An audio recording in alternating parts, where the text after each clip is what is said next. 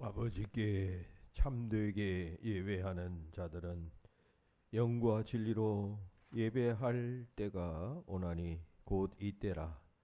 아버지께서는 자기에게 이렇게 예배하는 자들을 찾으시느니라. 하나님은 영이시니 예배하는 자가 영과 진리로 예배할지니라. 아멘. 구원의 뿔이시오 반석이시며 안전한 요새가 되신 하나님 감사합니다. 험한 세상에 살 때에 저희들을 지켜보아여 주시고 거룩한 주의 날 주의 전을 향하게 하시며 주의 말씀을 사모하게 하시고 살아계신 주님의 인도함 받기를 원하는 마음 주시니 감사합니다. 오늘도 주를 사랑하고 섬기고 순종하는 마음으로 예배하오니 영과 진리로 예배하게 하시고 신령한 은혜와 용기를 오늘도 더하여 주시옵소서. 온전한 예배 되길 바라옵고 예수님 이름으로 기도하옵나이다. 아멘.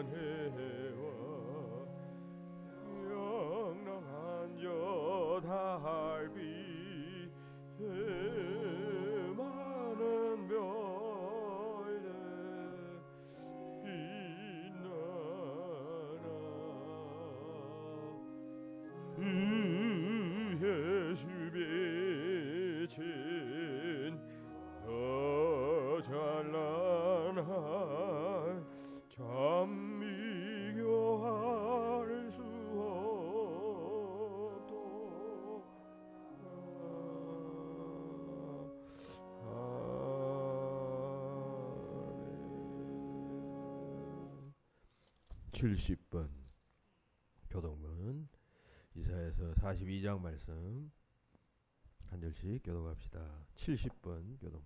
내가 붙드는 나의 종 내 마음에 기뻐하는 자 곧 내가 택한 사람을 보라. 내가 나의 영을 그에게 주었은즉 그가 이방의 정의를 베풀리라. 그는 외치지 아니하며 목소리를 높이지 아니하며 그 소리를 거리에 들리게 하지 아니하며 향하는 날개를 끄지 아니하며 꺼져가는 등불을 끄지 아니하고 진실로 정의를 수행할 것이며 그는 쇠하지 아니하며 낙담하지 아니하고 세상에 정의를 세우기에 이르리니 섬들이 그 불을 앙랑하리라. 나 여호와 의로 너를 불렀은즉 내가 내 손을 잡아 너를 보호하며 그를 세워 백성의 언약과 이방의 빛이 되게 하리니 내가 눈먼 자들의 눈을 밝히며 가티인 자를 감옥에서 이끌어내며 흑암에 앉은 자를 땅에서 나오게 하리라. 아멘. 다 같이 고백의 기도를 드립니다. 죄인들의 회개함을 멸시하지 아니하시고 용서와 자비를 한량없이 베풀어 주시기를 기뻐하시는 하나님, 이 시간 진리의 말씀 앞에 비추어진 우리의 허물진 모습 보며 주님 앞에 참회합니다. 지난 한 주간도 우리는 말씀에 순종하지 못하고 살았습니다. 말씀을 기억하지 못하고 무익한 말을 하며 욕심 따라 살아왔습니다. 탐심은 우상숭배라고 하셨는데 하나님을 신뢰하며 살기보다는 내 욕심대로 살아왔었음을 또한 자복합니다. 이기적이고 안일한 생각에 따라 판단하고 행동하다가 주변과 이웃에 고통을 주기도 했습니다. 하나님, 우리는 때로 영원하고 신령한 즐거움보다는 세상이 주는 말초적이고 일시적인 기쁨, 자극을 쫓으며 또한 살았습니다. 오늘 거룩한 주일 이 모습 이대로 주님 전을 찾아 나왔습니다. 우리에게 이런 죄를 자각할 수 있는 성령의 감동 감화하심을 받아들일 수 있는 마음 주심 감사드리며 주님 앞에 우리 죄를 자복하오니 우리를 불쌍히 여기시고 용서하여 주시옵소서. 오늘도 십자가의 은혜로 우리를 뒤덮게 하시고 죄사함의 능력을 다시 한번 체험하며 주의 전에 서 있는 것, 이것 또한 하나님의 크신 은혜임을 깨달아 감사하며 자녀다운 삶을 살도록 결단하게 하여 주시옵소서. 우리의 자복하지 못한 죄들 계속해서 참회합니다.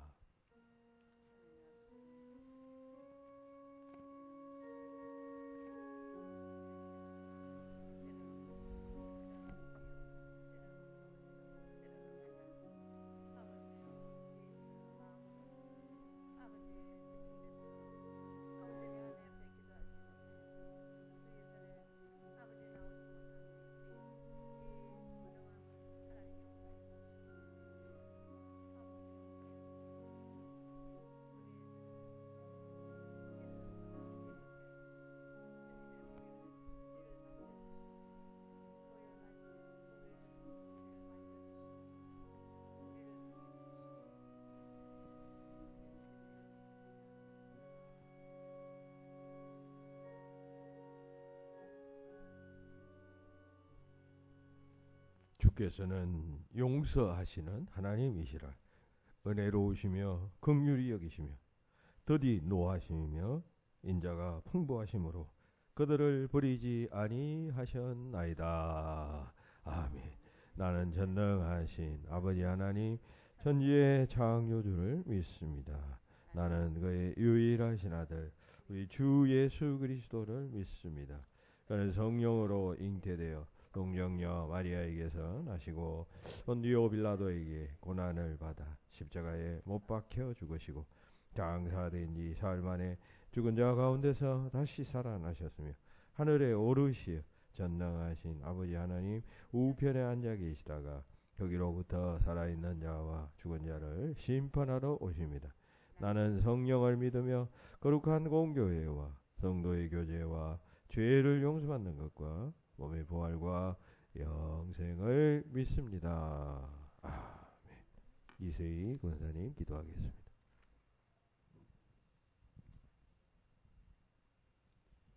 전능하신 하나님 아버지, 연일 계속되는 폭염 속 무더위 가운데에서도 청광의 권속들을 지키시고 보호하심으로 이 시간 예배의 자리로 나오게 하심을 감사합니다. 무더위로 인한 우리의 신앙생활이 자칫 나태해지거나 흐트러지지 않도록 몸과 마음을 굳게 붙들어 주시옵소서. 주님, 지난번 긴 장마철에 기습적인 집중호우로 수해를 입은 지역과 많은 이재민들을 돌아보아 주시옵소서. 한순간 사랑하는 가족을 잃고 삶의 터전을 앗아간 저들의 막연한 현실을 주께서 위로하여 주시고 힘들고 어려운 시간들을 잘 극복함으로 다시 일어설 수 있도록 새 힘을 부어 주시옵소서.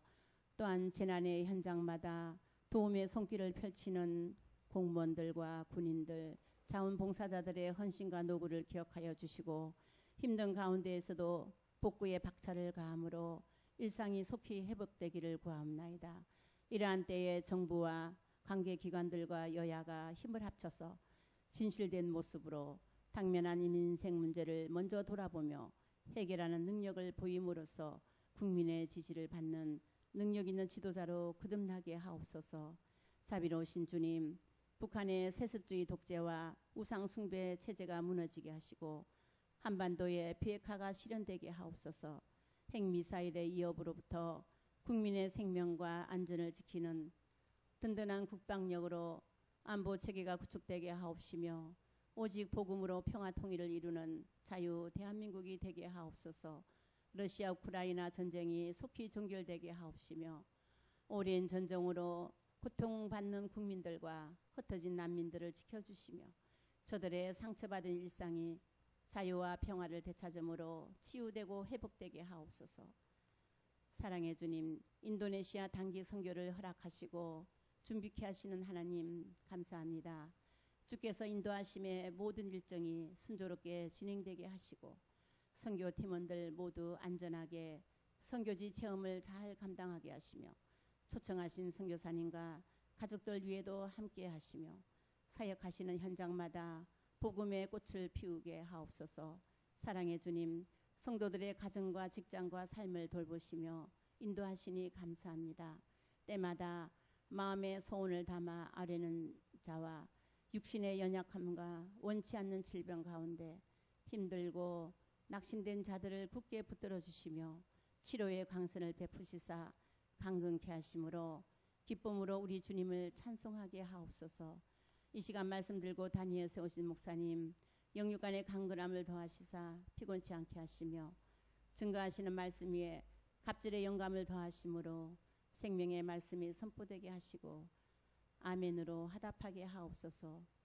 지구촌 곳곳마다 폭염과 폭우 등 이상기온으로 힘든 여름을 보내고 있사오니 청강의 어린 아이에서부터 어르신들 무탈하게 지켜주심으로 평안히 거할 수 있도록 인도해 주시옵소서. 감사와 영광을 올려드리며 예수님 거룩하신 이름으로 기도합니다.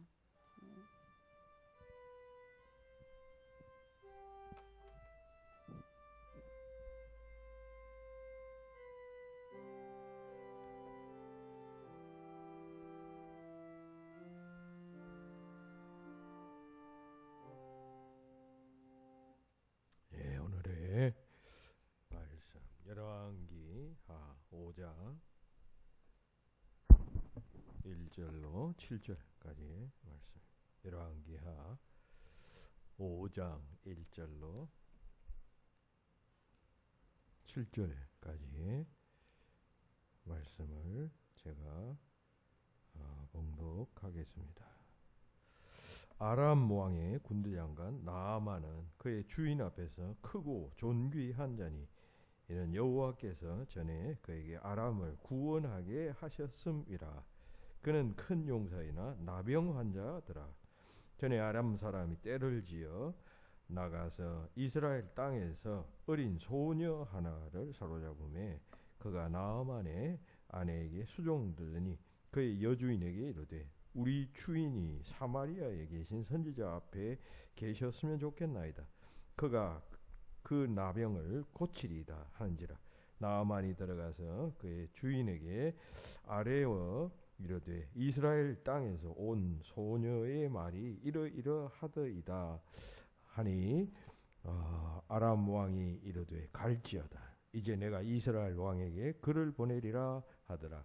나아만이 곧 떠날새 은 10달란트와 금 6,000개와 의복 10벌을 가지고 가서 이스라엘 왕에게 그 글을 전하니 일러스되 내가 내 신하 나아만을 당신에게 보내오니 이 글이 당신에게 이르거든 당신은 그의 나병을 고쳐주소서 하였더라. 이스라엘 왕이 그 글을 읽고 자기 옷을 찢으며 이르되 내가 사람을 죽이고 살리는 하나님이냐?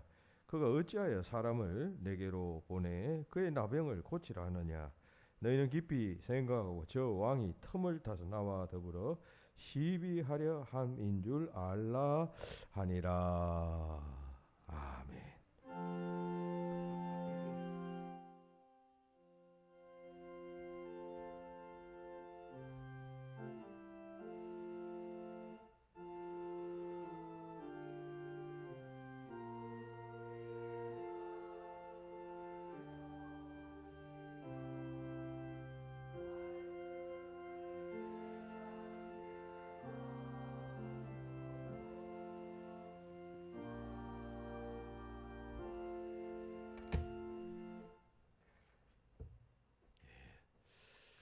이 열왕기 하서는 엘리사라고 하는 인물을 매우 비중 있게 다루고 있습니다. 엘리사라고 하면 하나님은 구원이시다 그런 뜻입니다. 북왕국 이스라엘의 그 선지자였는데 그의 스승이었던 엘리야와 함께 구약의 2대 선지자라고 불리는 자였습니다. 9세기경에 활동했던 선지자였는데 9세기면 우리나라로 치면 통일신라 시대죠. 되겠습니다. 엘리야 스승의 제자고 또 후계자가 된 이 엘리사는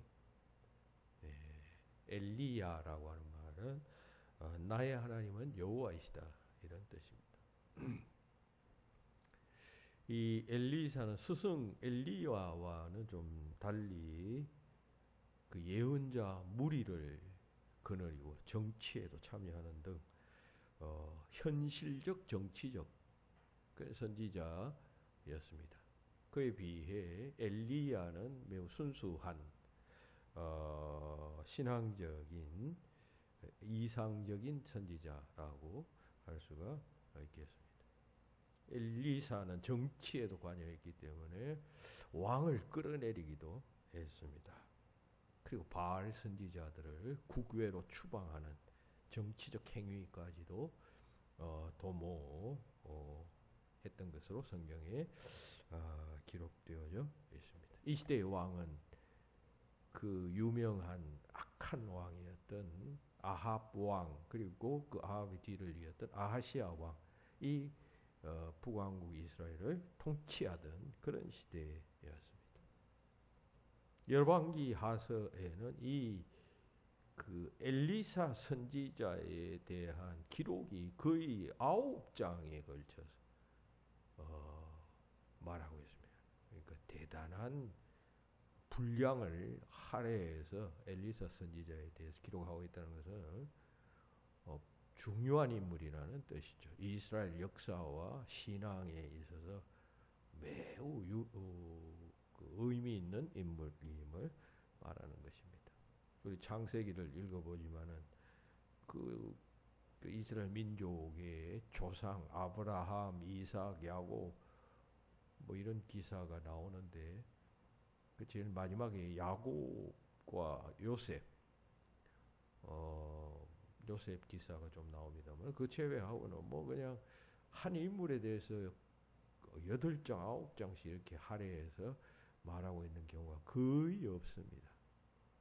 그런데 이 엘리사에 대해서는 그같이 말하고 있다라고 하는 것입니다. 특별히 이 엘리사가 많은 이적을 행했다라고 하는 점을 여러 차례 묘사하고 있습니다. 선지자의 생도의 아내 중 한 여인이 빛으로 이제 곤란을 겪을 때 그 뭐 매일 먹을 음식이 없어서 그 기름 그릇을 채우는 기적. 또 수넴 여인이 아들을 갖지 못하자 아들을 갖게 하고 또 그 아들이 죽었을 때 또 살리는 기적. 또 길갈에서 흉년의 때에 독성이 있는 식물을 끓여서 먹게 함으로 그것을 해독시키는 뭐 그런 기적. 그리고 보리떡 20개로 이제 100명을 먹이고도 남기는 기적. 뭐 등등. 그리고 오늘 본문에서 이 나아만이라고 하는 그 아람 장수를 고치는 기적. 나병에 걸렸던 아람의 나아만 장수를 고치는 기적 등 여러 기적들을 열왕기하 2장부터 13장에 이르기까지 계속해서 열거를 합니다. 자, 그런데 5장 이전까지 기록된 이 엘리사의 기적들은 다 이스라엘 사람들에 대한 혹은 향한 위한 기적들이었습니다. 그런데 이제 오늘 본문의 기적은 이방인을 위한 기적이었습니다. 그 점이 특이하게 다른 점이라고 말할 수가 있겠습니다. 택한 백성 아니잖아요. 아람은 그렇죠? 수리아 지금의 뭐 시리아의 조상이 된 그 아람 나라 늘 이스라엘을 괴롭혀 왔던 그 나라의 유명한 장수였던 나아만이 나병에 걸리자 자기 집에 데리고 있던 그 잡아온 여자 노예 아이의 이야기를 듣게 됩니다. 이스라엘의 선지자 위대한 선지자가 있는데 그가 기적을 베풉니다. 그 몸종이 섬기던 이 나만의 아내에게 이야기를 했더니만 그 아내가 남편에게 이야기했겠죠. 그래서 이 나만이 또 왕에게 이야기를 합니다. 이스라엘에 이런 자가 있다 합니다. 그래서 그 왕이 아람 왕이 그래 그럼 가봐라. 이 아람을 아끼니 이제 나만을 아끼니까 그래서 뭐 여러 가지 예물까지 챙겨주며 보낸다는 것입니다. 보낸다는 그런 어떤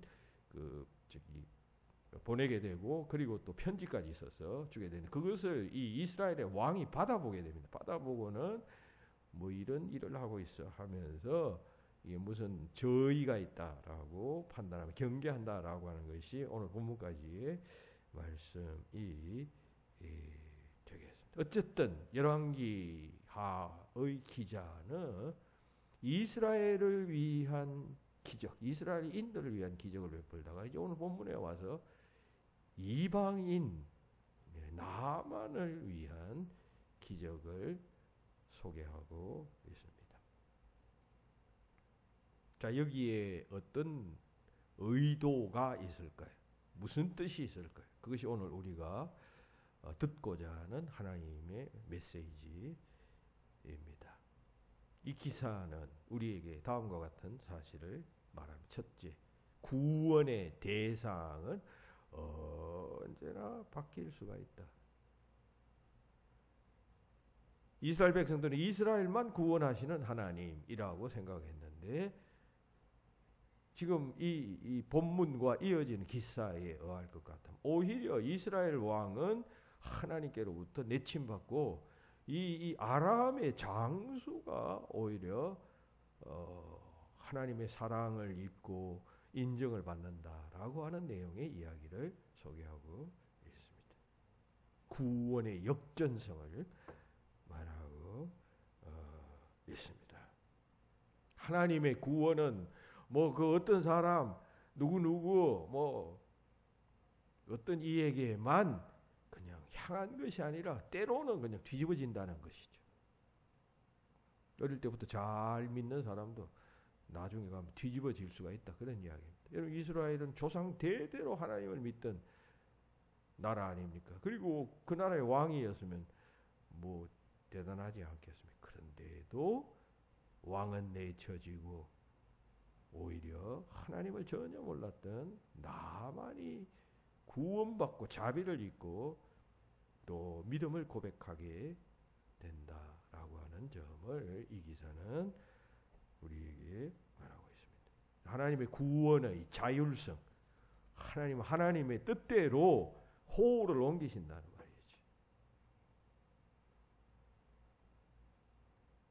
또 구원밖에 있던 사람이라고 할지라도 하나님이 뜻하시면 구원의 반열 속에 들어오게 하신다라고 하는 그 구원의 역전성을 우리는 이 기사를 통해 첫 번째로 보게 됩니다. 이 본문에 이어지는 말씀을 보면 나아만이 고침을 받게 됩니다. 그래서 감사합니다. 그리고 신앙을 고백합니다. 이스라엘의 하나님이 진짜 하나님이십니다. 참신이 여기에 있었군요.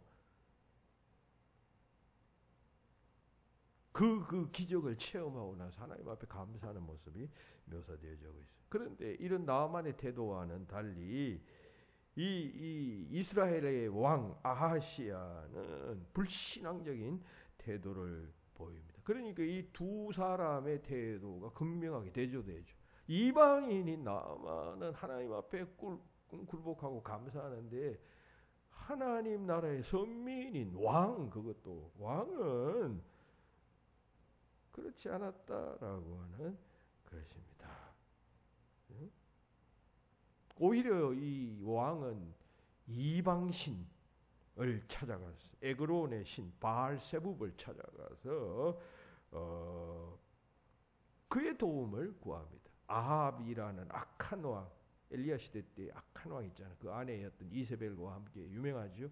그 아들이었던 아시아가 왕이 되었을 때 전쟁 상황에 놓였을 때 이 왕은 바알세붑을 찾아가가지고 그에게 앞으로 어떻게 될 것인지 묻는 우상 숭배의 모습을 보였다는 것입니다. 그런데 지금 아람의 이 하나님을 모르는 나아만이는 자는 하나님을 찾아와서 또 치유를 체험하고 하나님 앞에 신앙을 고백한다라고 하는 것입니다.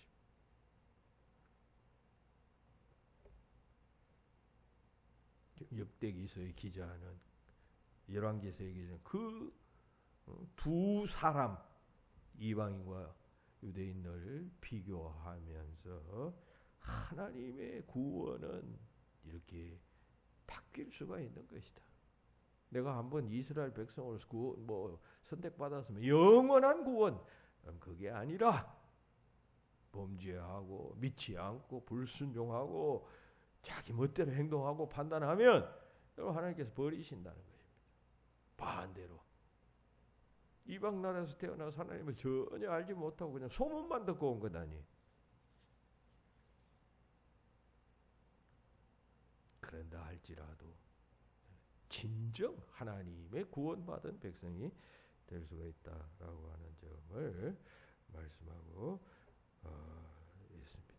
열왕기하 1장 3절, 6절 그리고 16절에 보면 이스라엘의 왕 아하시아가 낙상해서 병들었을 때 우상에게 길흉을 물으러 사람을 보내는 장면이 나옵니다. 그걸 이 엘리사가 알게 됩니다. 그 여호와의 사자가 엘리사에게 나타나서 너희 왕이 지금 이러고 있다. 그래서 그 왕의 사자들을 만나러 가게 됩니다. 그래서 엘사가 만나가지고 하는 말입니다. 이스라엘에 하나님이 없어서 내가 에그론의 신 바알세붑에게 물으러 보내려느나 내 왕은 반드시 죽을 것이다. 이렇게 말합니다. 그 왕이 선민이었던 왕이 하나님께 묻지 않고 에그론의 신 바알세붑을 찾아가서 묻고 있으니까 선지자 이사야가 어찌 그럴 수 있겠느냐. 네가 반드시 죽게 될 것이다. 선언하게 됩니다. 여러분 여기서 뭐 바알세붑이라는 우상이 뭐 우리는 우상해서 뭐 시시한 그런 정도로 생각하는데 일단 외형이나 이런 신전의 규모 등등을 보면 성지순례 한번 다녀보시면 깜짝 놀랍니다. 그 규모가 상상을 초월합니다. 어마어마합니다. 그 신전이 이 바알 신전이 얼마나 어마어마한지 깜짝 놀라게 됩니다. 그러니까 그런 외형적 모습에 이스라엘 민족들이 하나님은 뭐 형상 만들고 이런 걸 원치 아니하시잖아요. 그러니까 영적으로 정신적으로만 신앙을 가지니까 이런 외형적인 모습을 보니까 금방 그냥 사람이 물질적인 것이나 보이는 것에 의해서 금방 영향을 받잖아요. 그러니까 그 우상을 찾아갔던 것이에요. 그런데 나아만은 소문만 듣고 하나님을 믿는 선지자를 찾아와서 그리고 질병의 치유를 체험하고는 하나님 앞에 신앙을 고백하는 그러한 장면이 이 기적의 어떤 줄기이겠습니다. 그렇다면 이 기적은 하나님의 구원은 어느 시점, 어느 때든지 하나님께서 원하시면 그리고 신앙에 대한 그 사람의 반응과 응답에 따라서 구원의 호를 그냥 내리시고 바꾸신다라고 하는 점, 구원은 역전된다라고 하는 사실을 우리가 배우게 됩니다. 여러분 창세기에 보면 야곱이 임종이 가까웠을 때 그 요셉의 두 아들 므낫세와 에브라임을 축복하는 장면이 나와요. 그런데 이때 그 야곱이 그 손자를 축복할 때 두 손을 어긋 이렇게 엇바꾸어서 머리에 얹고라고 해서 통상 이렇게 해야 되잖아요. 오른쪽에 장남 므낫세, 차남 에브라임 이렇게 해야 되는데 이 오른쪽이 에브라임 둘째에게 가고 왼손이 므낫세 장남에게 가도록 손을 얹고 축복했다는 것입니다. 그러니까 아버지였던 요셉이 아닙니다. 이놈이 장남입니다. 그 교정시켜 주려고 하는데 요셉은 야곱은 에브라임의 할아버지였죠. 야곱은 어긋 맞추어서 손을 엇바꾸어 옛 성경에는 어긋 맞추어 오늘 성경에는 엇바꾸어서 손을 얹고 기도했다라고 그렇게 축복했다는 것이죠. 원래 이 오른손은 이스라엘에게 있어서 영광, 권세, 부귀, 뭐 성공 등을 상징합니다. 그죠? 예수님께서 부활 성천하셔서 하나님 우편에 앉아 계신다. 권세의 자리, 영광의 자리, 하나님과 함께 계신다는 그런 상징적 의미입니다. 사도신경이 그렇게 고백하고 있죠. 근데 맞추어 손을 얹은 그 기도를 통하여 결국 그 역사를 보면 에브라임이 축복을 받습니다. 북왕국 이스라엘에 있어서는 이 에브라임 족속이 다 북왕국을 거의 정복합니다. 남왕국은 유다 족속이 거의 다 번성을 하게 됩니다. 그래서 우리가 북왕국은 에브라임아 이렇게 말하죠. 남왕국은 유다가 그 12아들 가운데 유다가 거의 다 그냥 장악해버리고 물론 베냐민 지파도 거기 좀 있었습니다. 북왕국은 10지파가 거하는 지역이었지만 그 10지파 중에 에브라임이 번성하게 됩니다. 이스라엘 백성들에게 있어서 여러분 장자는 차자보다도 뭐 재산이나 기타 모든 면에서 유업을 거의 많은 부분을 계승받잖아요. 우리나라도 옛날에는 장자가 많은 것을 받았죠. 마찬가지로 특별히 그 나라에서는 더더욱 그래 했는데 이게 엇바뀌는 것이죠.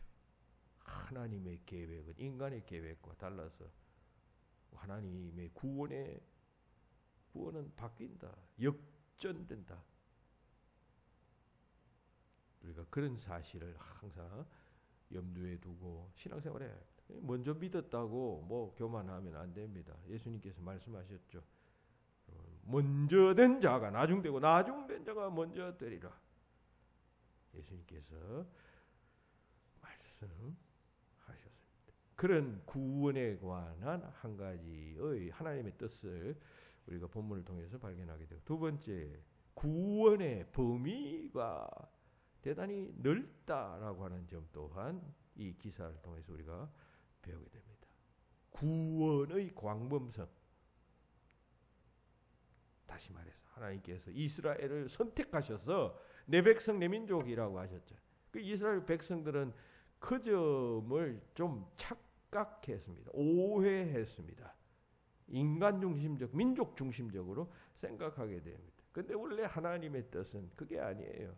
이스라엘 사랑하신다는 강조이지, 하나님이 그러면 이스라엘만 사랑하시고 세상 모든 사람은 사랑하지 않는다는 그런 뜻이 아니다. 그런 이야기입니다. 이 기사는 하나님의 구원의 광범성을 이야기합니다. 나아만은 이방 족속 아니에요. 구원받 백성 아니에요. 이스라엘 백성들이 생각할 때. 그런데도 그를 구원하신다는 것입니다.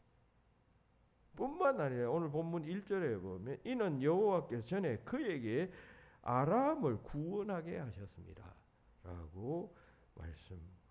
그러니까 이 말은 무슨 말인가 하면 전에 여호와 하나님께서 이 나만을 통해서 아람을 하나님께서 구원하셨다.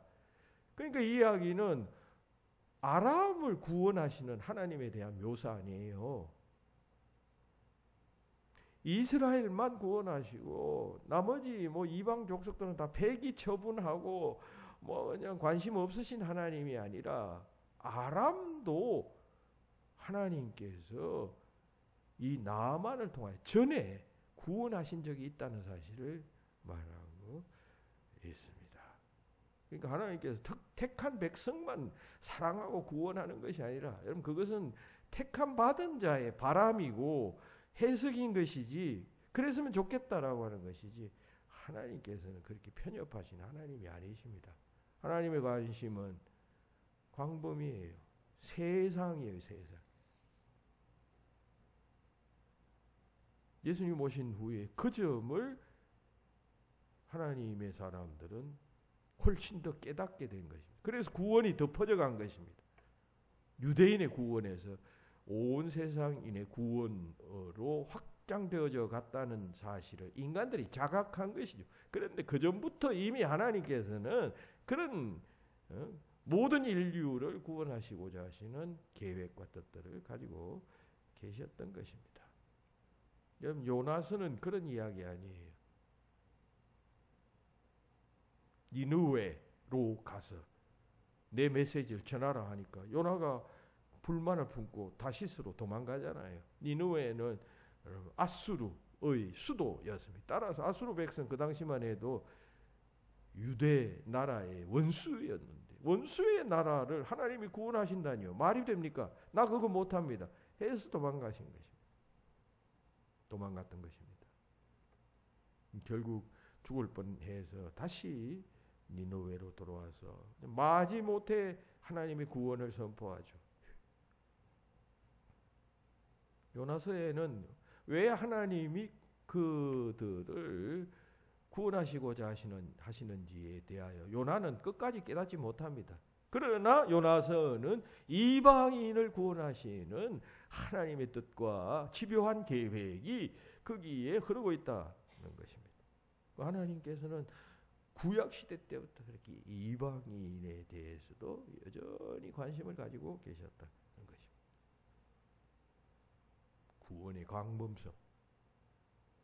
룻기는 여러분 이방 여인, 이방인, 이방나라, 이방 여인 아니에요. 여러분. 이방인 룻에 관한 기록 아니에요. 그죠? 유대인 남편과 결혼했다가 흉년이 들어서 그냥 모압 땅으로 도피했다가 거기서 남편들이 다 죽습니다. 그 아들 둘과 나오미 시어머니와 함께 갔다가 거기서 다 그냥 남편 다 죽고 고향 베들레헴에 다시 풍년이 들었다는 소식을 돌아와서 있었던 이 일을 기록한 책이 룻기 아니에요. 그런데 이 룻은 이방 여인이었지만 다윗의 조상이 됩니다. 다윗의 정조 할머니인가 그래. 그리고 그 다윗의 족속에서 그리스도가 탄생합니다. 혈통을 중시하고 이스라엘 민족의 어떤 선택받음을 중요했으면 하나님께서는 그런 일을 하시면 곤란하잖아요. 순수한 혈통에서 뭔가 나와야 하잖아요. 그런데 이방인을 통해서도 그 다윗이 태어나고 메시아도 탄생하게 하시는 하나님의 뜻, 제한되지 않는 구원의 광범성을 이야기합니다. 그러므로 우리가 신앙생활할 때 편협해지면 안 됩니다. 자꾸 오그라들면 안 돼. 넓게 생각하고 크게 생각하고 교회 밖에 대해서도 관심을 가지고 교회 다니지 않고 복음을 듣지 못한 사람이 있다 할 때 하나님께서 저 사람에 대해서 구원받기를 원하신다는 사실을 생각하고 교회로 끌어들이고 복음을 듣게 하도록 해야 하는 것입니다. 우리만 구원받고 내만 구원받았으면 끝 됐다. 다른 사람이 어떻게 되든 만약 그런 마음으로 신앙생활 한다면 그럼 그 사람은 하나님의 마음을 잘 읽지 못하는 사람이죠. 그럼 신앙생활 잘 못하는 것입니다.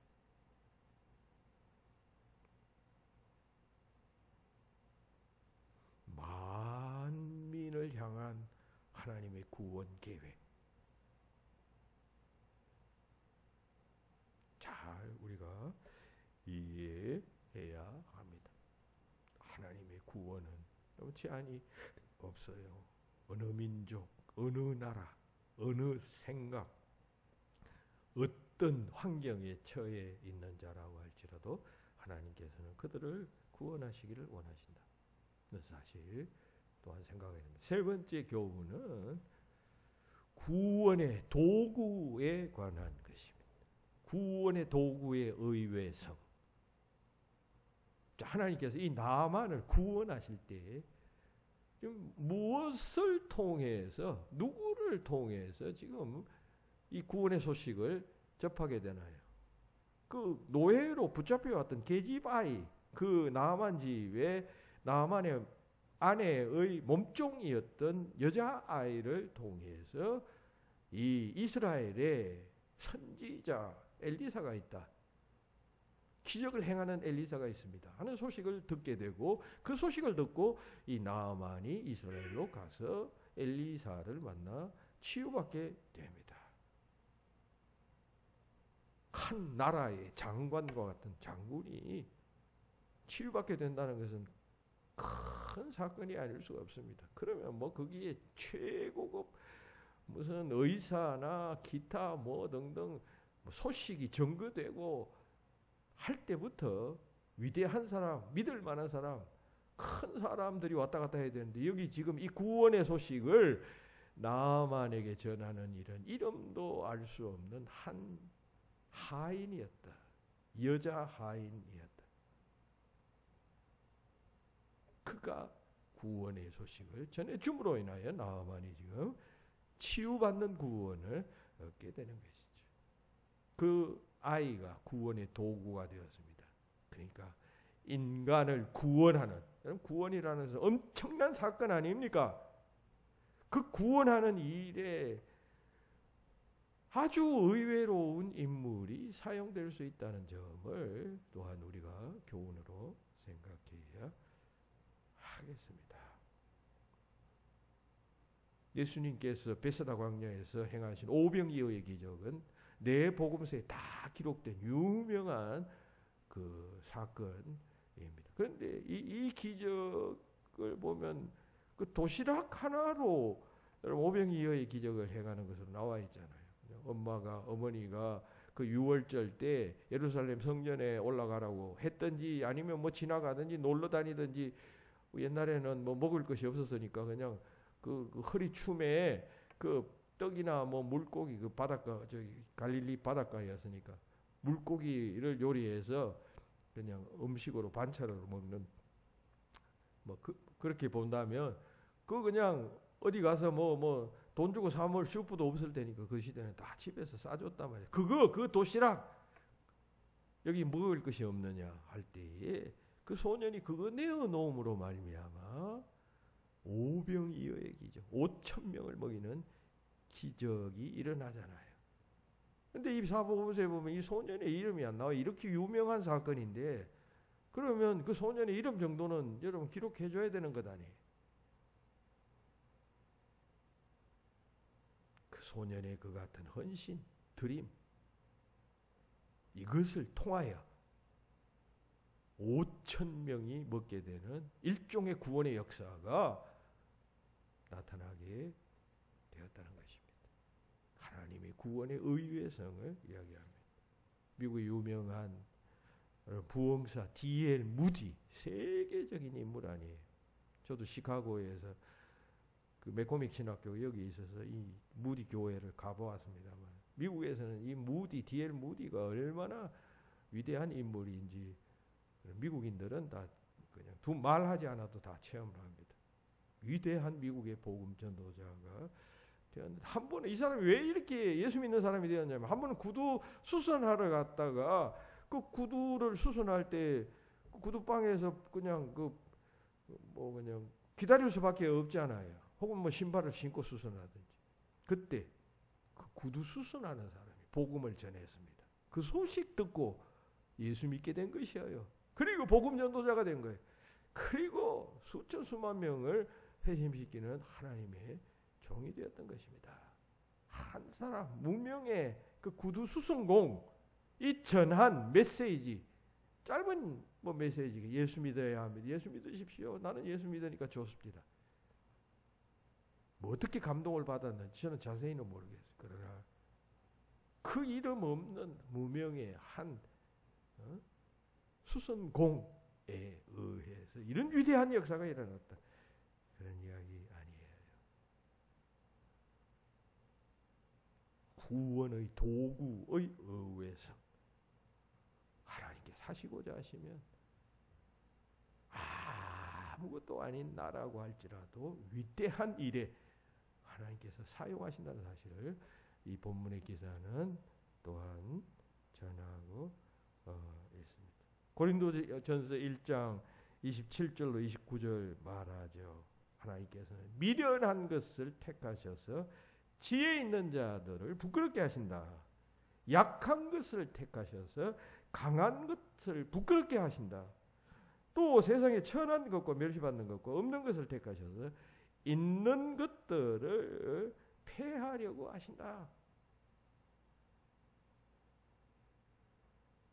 이는 하나님께서 인간의 그 어떤 것을 자랑치 못하게 하시기 위함이다. 이런 말씀을 하셔요. 하나님께서는 무엇인가 역사를 행하실 때 아주 인간들이 천하게 보고 아니라고 생각하고 그냥 손사래를 치는 그것들을 통해 위대한 하나님의 역사를 이루어 가신다. 그런 이야기가 아니에요. 그러니까 그렇다면 우리 믿는 사람들은 어떤 생각 가져야 될까요? 나 같은 자도 하나님의 위대한 일에 쓰임 받을 수 있다는 이런 생각을 가져야 한단 말이죠. 아니 나는 안 돼, 나는 안 돼. 여러분, 사람을 연약하고 나약하게 만드는 그 가운데 하나가 의식입니다. 내가 나를 어떻게 생각하느냐. 이 의식에 따라 그 사람이 그냥 주눅든 사람이 되기도 하고, 아니면 그냥 가진 것 없고 능력 없어도 기운찬 삶을 살아갈 수 있게 됩니다. 그죠? 신앙생활이라는 것은 그런 어떤 의식, 강건한 의식을 심어주는 굉장히 중요한 동기가 됩니다. 나 같은 사람도 아무도 알아주지 않는 나 같은 사람도 하나님이 그냥 쓰시고자 하시며 지금 이 나만 장군의 집에 있었던 무명의 계집 종처럼 그 구원을 일으키는 일에 하나님의 도구로 사용될 수가 있다는 사실을 늘 생각하면서 자기 자신의 소중함을 나는 이런 가치 있는 자로 쓰임받을 수 있다는 사실을 항상 기억할 수 있어야 합니다. 하나님의 도구가 될 수 있다는 도구의식 중요하잖아요. 언제든지 주가 쓰시겠다 하면 쓰시는 것이에요.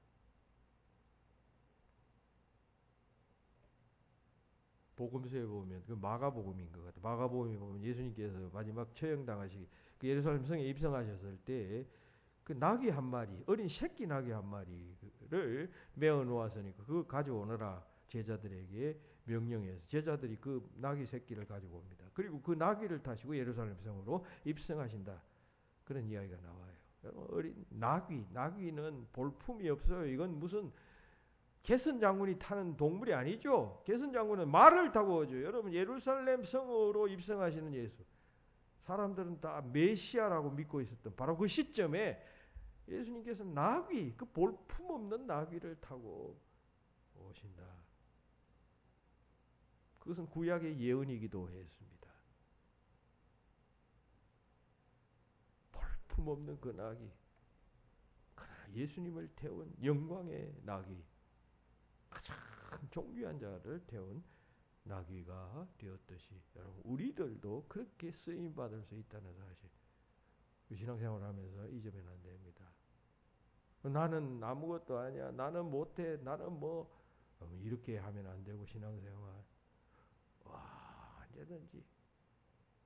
언제든지 쓰실 수가 있다.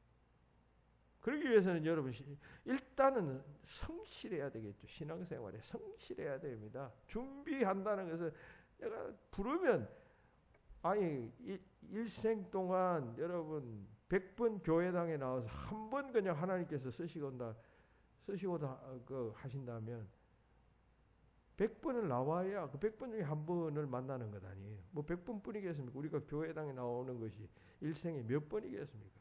수천 번, 수만 번 된다고 한다면 그 중에 한 번 쓰임 받는 것이에요. 위대한 역사예요. 그러나 그 한 번 쓰임 받는 것은 잊혀지지 않는 위대한 역사가 될 것입니다. 우리 누가복음에 보면 그 안나 여선지자가 어린 메시아를 만나는 장면 나오잖아요. 시몬이 그 어린 예수 할례 받으러 오는 그 정결 예식을 취하러 예루살렘 성전에 올라올 때 그 만나는 장면 나오잖아요. 그 일생 동안 기다렸다 만나는 하나님의 은총이었습니다. 약속의 성취였잖아요. 그것처럼 늘 준비되어져 있어야 합니다. 나 같은 자를 통해서 하나님의 위대한 역사를 이루어 가신다는 사실 기억하셔야 합니다. 그리고 마지막 한 가지는 구원의 용의성. 구원이라는 것은 하나님의 구원이라는 것은 너무나도 쉽구나. 지금 요단강에 가서 7번 몸 씻거라. 이거 전부 아니에요.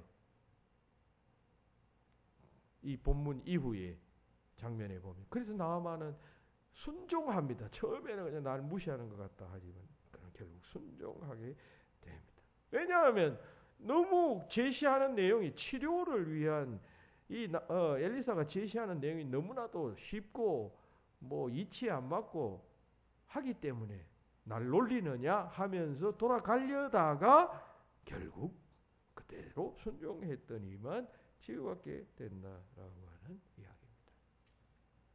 복음은 이처럼 쉽습니다. 간단합니다. 누구든지 믿기만 하면 구원받게 됩니다. 이스라엘 백성이 그 민수기에 보면 출애굽해서 모압 땅을 지나다가 거기 범죄함으로 인하여 불뱀을 만나잖아요. 이스라엘 백성들. 물려 죽잖아요. 그 독사에게. 그때 모세가 놋뱀을 만들어서 높이 들고는 이거 쳐다봐라. 그러면 산다. 했더니만 독이 퍼져서 죽어가고 있는 사람 중에 지금 뭐 막대기가 우리를 어떻게 살린단 말이냐 하면서 안 믿고 안 쳐다본 사람은 죽고, 그래도 그 가운데서 모세가 이야기를 하니까 그 쳐다본 자는 살았더라라고 하는 내용이 나옵니다. 나중에 예수님께서 이 이야기를 인용하시면서 인자도 나중에 십자가에 높이 달릴 것이다.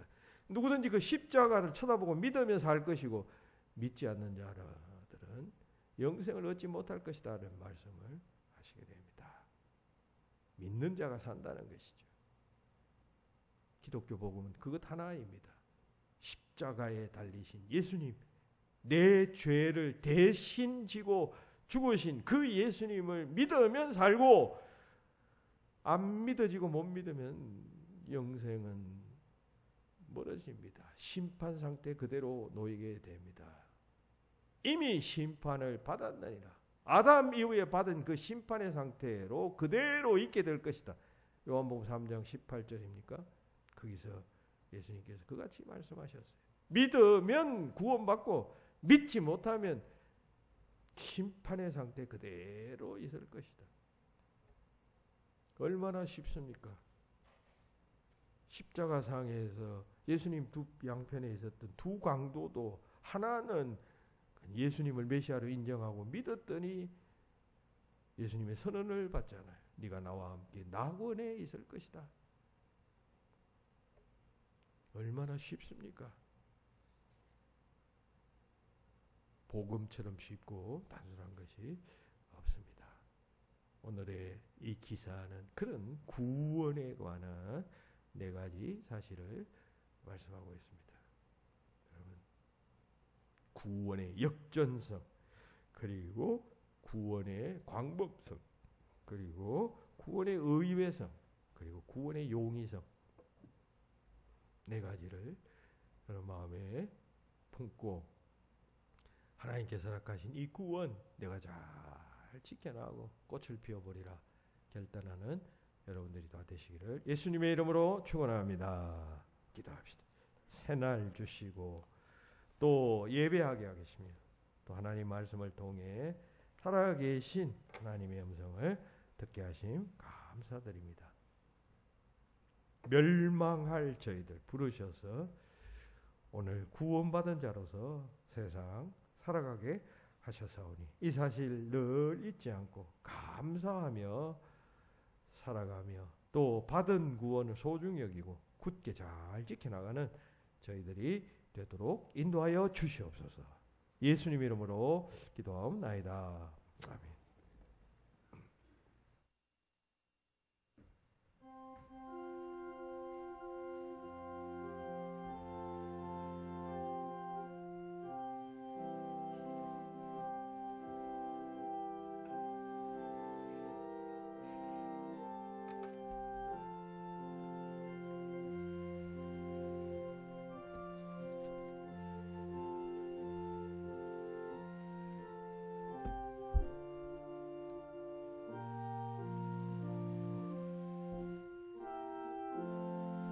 주의 확실한 약속에 말씀 듣고 지면 믿으며 구원을 얻으리라.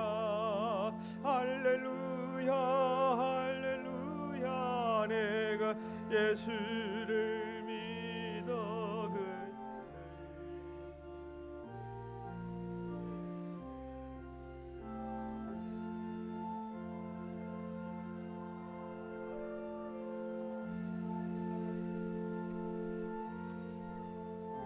흘리신 피로 낸 시선은 날 갈기 험하고 위험하나 항상 예수의 도우심이 들어가네. 할렐루야 내가 예수를 믿어 그의 흘신 피로 내줄 시선에 할렐루야 할렐루야 내가 예수를 믿어 그의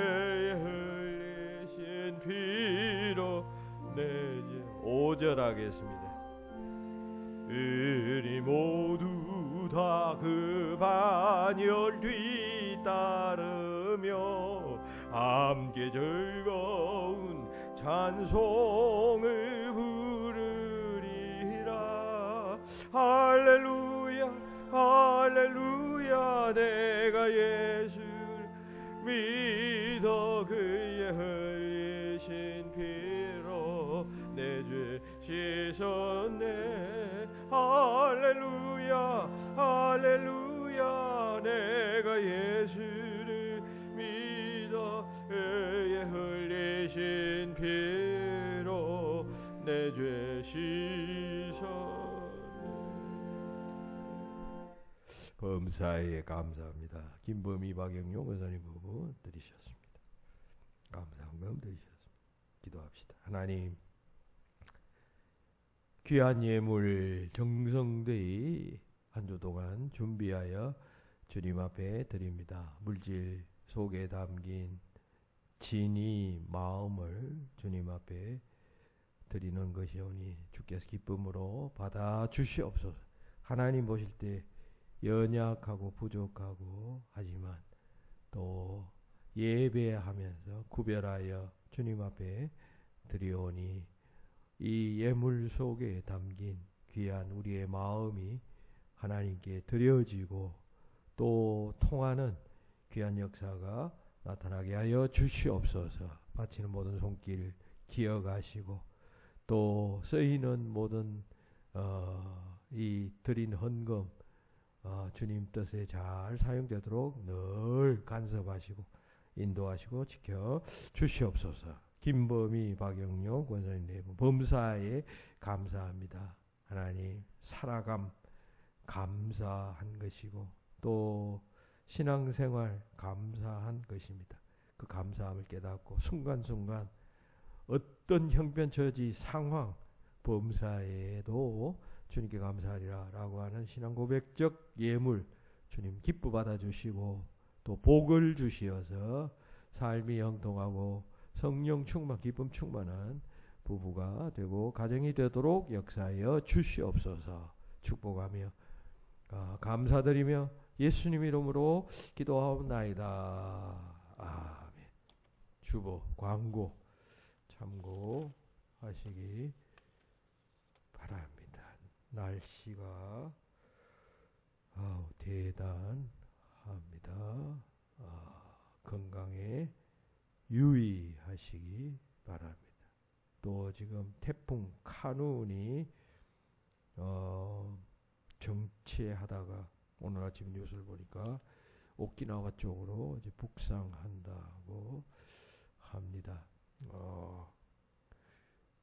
기후의 변화 위기 우리가 지금 경험하고 있습니다.